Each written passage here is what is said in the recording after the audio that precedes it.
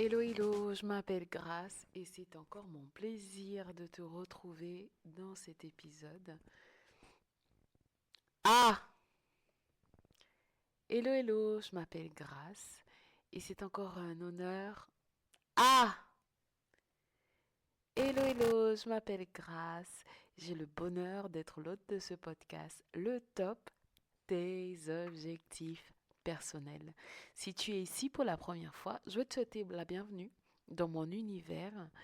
Et si toi, tu es inhabitué, un habitué, chaque semaine, semaine après semaine, tu mets tes écouteurs pour dire, allez, c'est mon rendez-vous avec Grâce, j'aurais te souhaiter la bienvenue. Merci pour ta fidélité. C'est grâce à toi que ce podcast continue semaine après semaine. Et voilà, continuons à construire une communauté de personnes qui réussissent leurs objectifs, qui réussissent leurs projets, qui grandissent dans leur mindset et qui deviennent tout simplement les meilleures versions d'elles-mêmes. La fin d'année approche et avec ça, son lot d'émotions, son lot de choses à faire, tellement d'éléments rentrent en considération. Et j'ai lu récemment, en fait, euh, cette citation, en fait, cette image de quelqu'un qui disait que la fin d'année, c'est comme le sommet d'une montagne. Avant de passer à la prochaine, il faut regarder le chemin parcouru. Alors aujourd'hui, j'aimerais te proposer de célébrer tout ce que tu as accompli. Tout ce que tu as accompli jusqu'ici. De prendre le temps vraiment de te recharger en regardant derrière toi en disant, ouais, quand même, hein, quand même, hein. D'accord?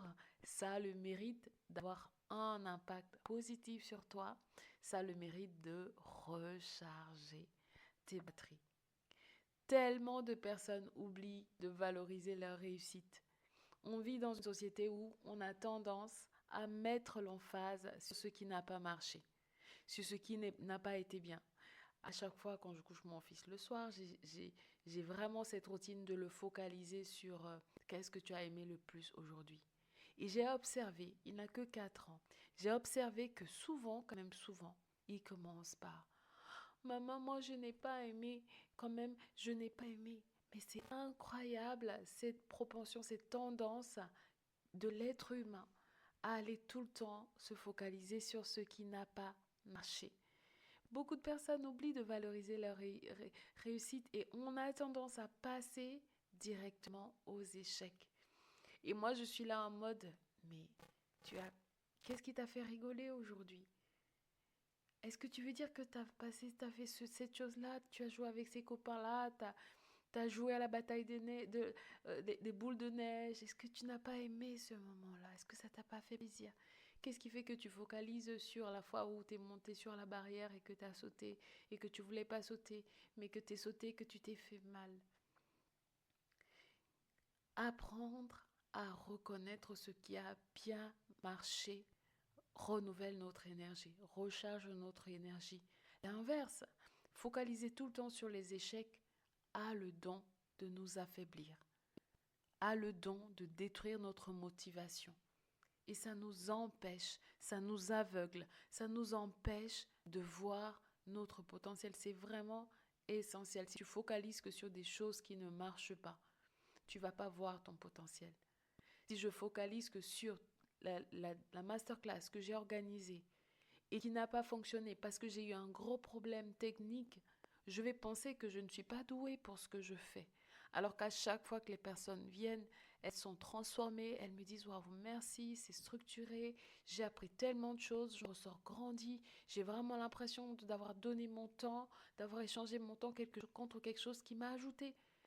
Mais je veux que tu observes que c'est vraiment libre à toi de focaliser sur l'élément qui te fait du bien ou l'élément qui te rabaisse.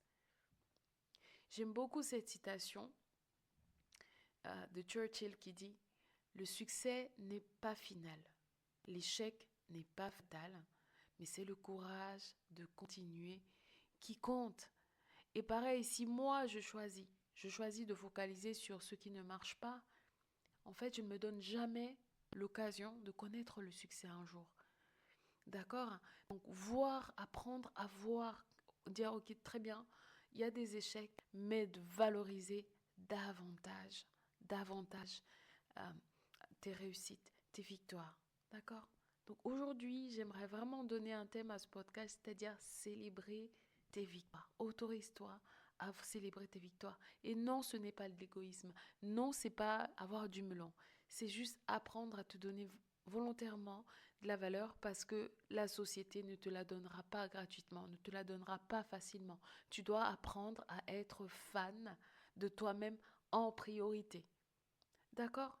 Pourquoi célébrer tes victoires? Point 1. Tu vas grandir dans ton estime de toi-même, dans ta reconnaissance de toi-même, dans l'attitude, la valeur que tu vas mettre envers toi-même. Tu vas apprendre à développer une bonne attitude, une attitude de gratitude. Une attitude de gratitude. Ça fait quelque temps que ça va faire un mois que je me suis fait mal au genou et que, en gros, je boite, je traîne mon genou, en fait. Et j'ai observé que récemment, je me suis fait la réflexion, punaise, ça fait quand même presque 4 semaines et je vais passer par une opération pour régler le sujet. Et je regarde en arrière, je me dis, waouh, heureusement que j'ai choisi de vivre une vie de gratitude parce que ça change l'atmosphère chez moi. J'ai observé que je suis un pilier chez moi. Et quand je ne suis pas bien, en fait, le mood à la maison est terrible. Et heureusement, depuis longtemps, j'ai décidé que je veux vivre une vie de gratitude. Donc, développer une vie de gratitude. Dire merci à tous. Dire merci à tout ce qui m'arrive. Sachant que chaque étape, c'est une opportunité d'avancer. Je me suis découverte au travers de cette situation. Et vous savez quoi? Et tu sais quoi? Ça améliore mon estime de moi-même. Je sais que je suis une grande personne à l'intérieur de moi, dans mon état d'esprit, dans ma façon d'accompagner les autres. Et je peux témoigner. Et je peux voir quelqu'un, je peux être un modèle, je suis un modèle pour mon conjoint, pour mon fils. Je suis dans la difficulté, je suis dans la difficulté, mais je choisis de sourire. Je dis souvent en fait dans mes réseaux sociaux, dans mes posts, regarde, la nature a tellement bien fait les choses que pour sourire, il suffit juste de lever les deux coins de ta bouche. Et tout de suite, ça change toute l'énergie qui circule dans ton corps, de la tête jusqu'aux pieds.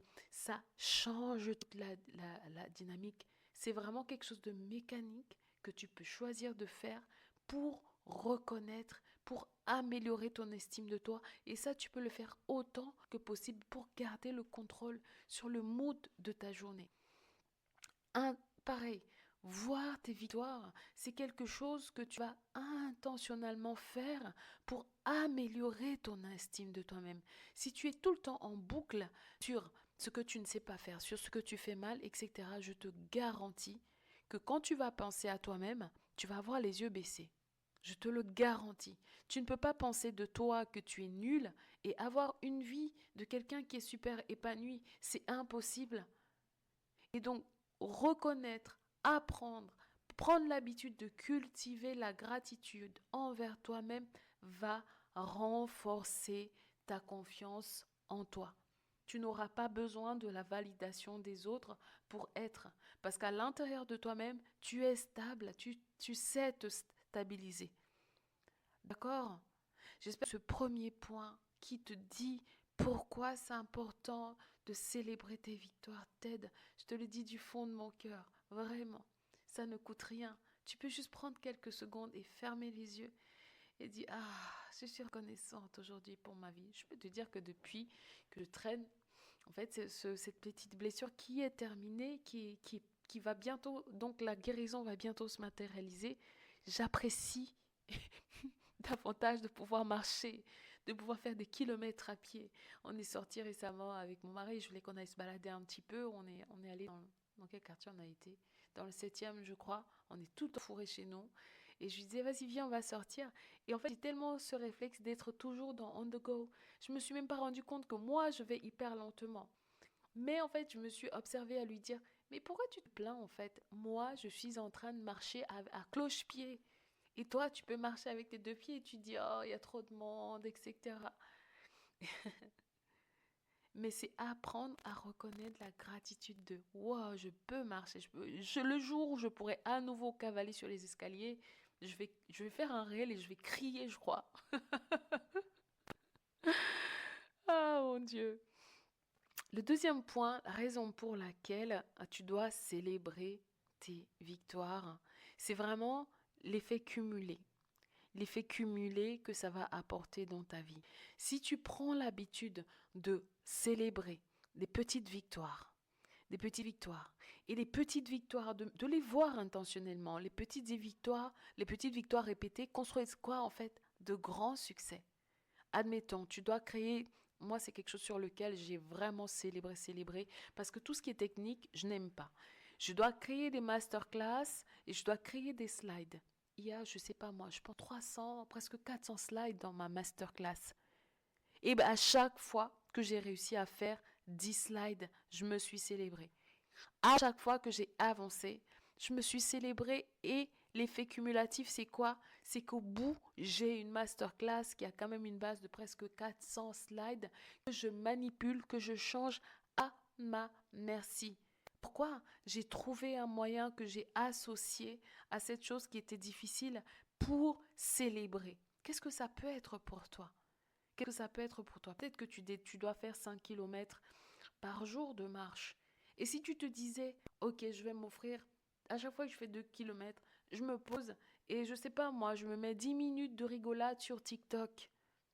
Et ces petites victoires vont t'amener au grand succès qui va être tes 5 kilomètres. Qu'est-ce que tu penses de ça? D'accord? Et le troisième point que j'aimerais vraiment, le troisième bénéfice, d'accord, de célébrer tes victoires. Pourquoi tu dois célébrer tes victoires?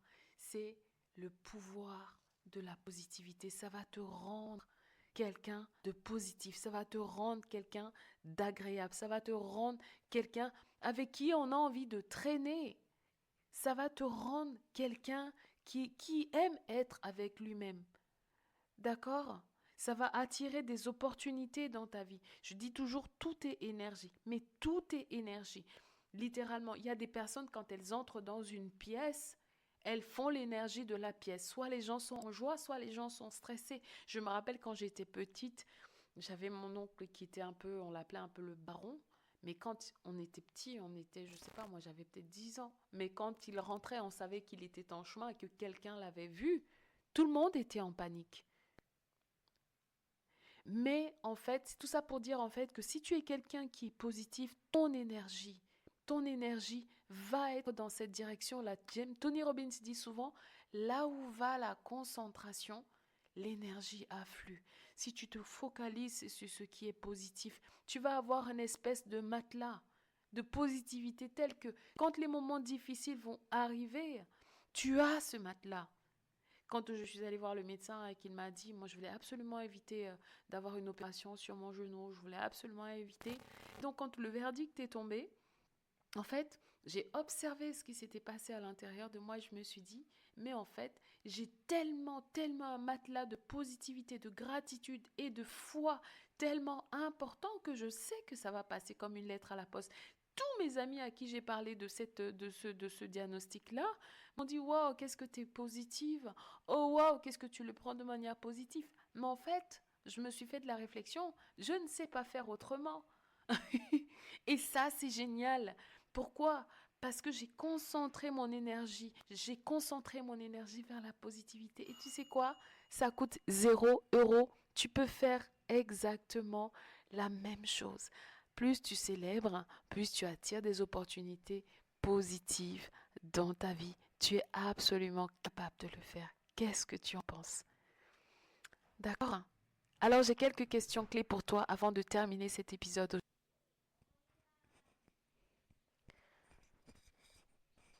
Je sais que ça peut être difficile d'identifier ces victoires.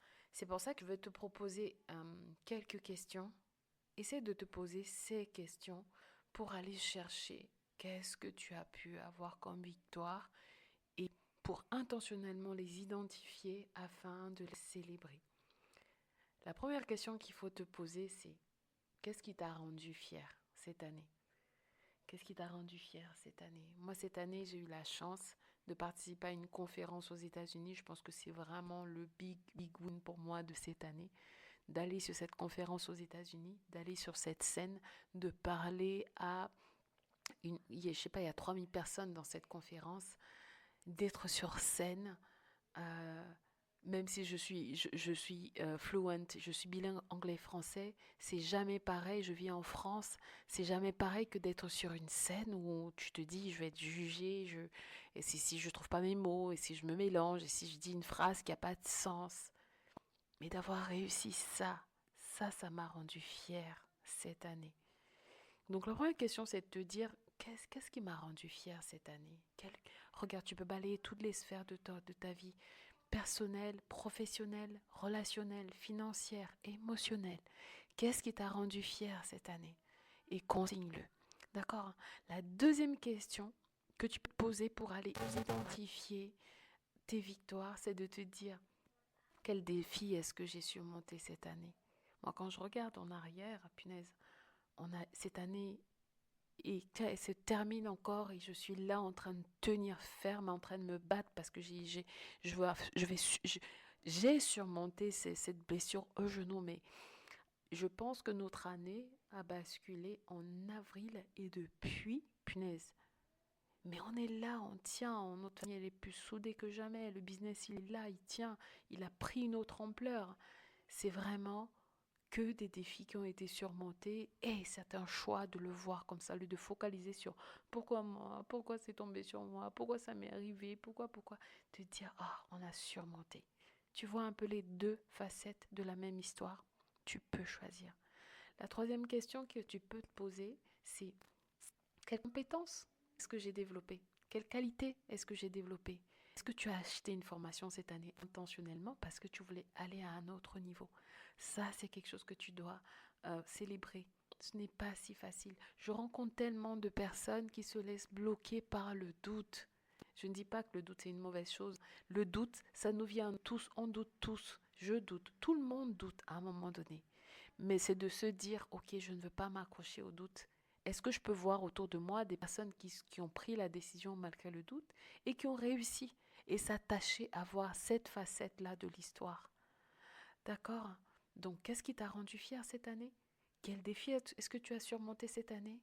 Quelle compétence ou quelle qualité, pardon, est-ce que tu as développé cette année? D'accord? Donc ne sous-estime pas. Même si tu as fait preuve de patience, si tu as mieux géré ta colère, si tu as mieux géré ton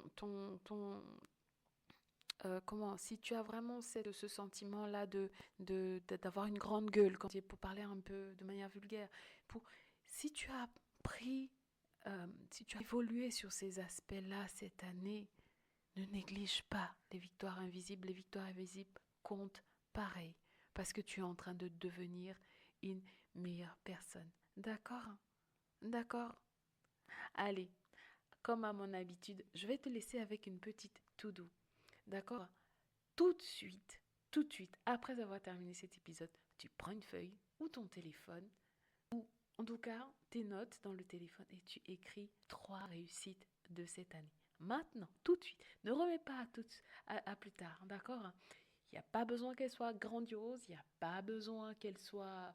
elle a été sur une scène aux États-Unis. Non, elles ont juste besoin de compter pour toi. Elles ont juste besoin d'avoir du sens pour toi. Si elles comptent pour toi, si elles ont du sens pour toi, si tu as vraiment senti à l'intérieur de toi que tu es passé par à un autre niveau, alors c'est une victoire. Donne-toi la grâce de célébrer. D'accord? Deuxième point, mon défi, le défi que je te lance, c'est de me partager une de tes réussites. Envoie-moi une de tes réussites. Tu peux me trouver sur les réseaux sociaux et j'ai écouté ton podcast, je voulais te partager cette réussite. Partage avec ta famille, avec quelqu'un qui ne va pas être un rabat-joie, hein, je précise. Hein. Pourquoi? Parce que le fait de le verbaliser, ça renforce son impact. D'accord? Le fait de verbaliser ta réussite, de te dire, tu sais, c'est comme quand je dis, wow, j'étais sur cette scène quand même, c'est un truc de dingue. Tu sais, il y a cette fausse modestie de dire oui, bon, on n'en parle pas, vas-y. Non, c'est quand même un exploit, c'est quand même une réussite et tu peux en être fier. Si tu as participé à ce concours et que tu n'as pas été sélectionné pour la dernière marche, tu as quand même fait tout le process et tu as raison d'en être fier. D'accord, hein? Et la troisième chose, c'est vraiment de te dire, rends-le visible, hein. Rends-le visible, rends-le visible, rends-le visible. Dis-toi, euh, moi j'ai un cahier en fait où j'ai écrit les objectifs et quand ils se réalisent, je les colle en face. Oui, tu peux dire que je suis un peu bizarre, j'accepte. D'accord, hein? Mais fais-le. Et parce qu'on oublie, parce que la mémoire oublie, parce qu'on a plus tendance à remplacer par des choses qui nous font mal, des choses qui nous rabaissent. D'accord? Mais fais-le intentionnellement et construis, bâtis, crée. Crée la vie épanouie, la vie qui te fait rêver, celle que tu veux avoir. D'accord? J'espère que cet épisode t'a aidé. Célébrer tes victoires. Célèbre tes victoires. Célèbre le fait que tu viens de terminer cet épisode aujourd'hui. Célèbre le fait que tu as le sourire. Célèbre le fait que tu regardes l'avenir et tu es rempli d'espoir. Célèbre le fait que tu veux essayer. Tu veux essayer d'être meilleur. Célèbre-toi parce que tu mérites de te célébrer, parce que ça va te rendre plus forte, parce que ça va attirer de bonnes énergies vers toi, parce que ça contribue à construire, à bâtir la vie qui te fait vraiment rêver. Il ne me reste plus qu'à te dire au plaisir. Attends.